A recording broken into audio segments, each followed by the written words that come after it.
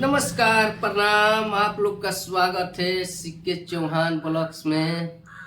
हम अभी आए हैं मंटू भाई का स्टूडियो में गाना रिकॉर्ड करने। फिलहाल आप लोग को बीच में एक गाना गाकर हम सुनाने जा रहे हैं।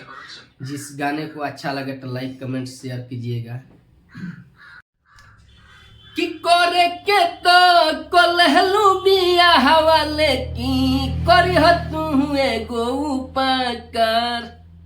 अरे करे के तो कोलहलू बिया हवाले की करी तू एगो उपकार। ला भरवा के खबरवा लेते रहियो फोनम बरवा जन बदली हो हमार जान। ला भरवा के खबरवा लेते रहियो फोनम बरवा जन बदली हो हमार जान। लइका कहता भैया बड़ी वियोग में बा कि करे के तो कोलहलू बिया हवाले की करी तू एगो उपकार। अरे करे के तो कोलहलू बिया हवाले की करी तू एगो उपकार। ला भरवा के खबरवा लेते रहियो फोनम बरवा जन बदली हो हमार जान। ला भरवा के खबरवा लेते रहियो फोनम बरवा जन बदली हो हमार जान। आई लइका फर्स्ट अंतरा में कहता लइका के बचपन के हमार प्यार जान जन भूलई हो। अब वीडियो कॉल पर हमारा से रोज बतियाई हो कि बचपन के हमार प्यार जान जन भूलई हो। अब वीडियो कॉल पर हमारा से रोज बतियाई हो।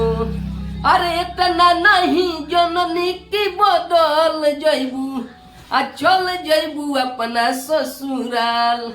अरे इतना नहीं जननी की बदल जैबू आ चल जैबू अपना ससुराल। ला भरवा के खबरवा लेते रहियो फोनम बरवा जन बदली हो हमार जान। ला भरवा के खबरवा लेते रहियो फोनम बरवा जन बदली हो हमार जान। दूसरा अंतरा में लइका फिर लाइन कहता, कैसे कहता सुनी लो भैया, सुनाओ।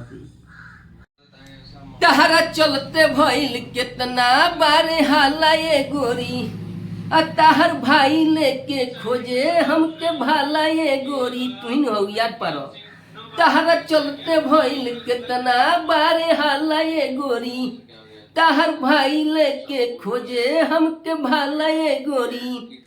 आ छोटू चौहानवा के टूर दिहलू पल भर में दिल के अरमान। आ छोटू चौहानवा के टूर दिहलू पल भर में दिल के अरमान। ला भरवा के खबरवा लेते रहियो फोनम बरवा जन बदली हो हमार जान। ला भरवा के खबरवा लेते रहियो फोनम बरवा जन बदली हो हमार जान।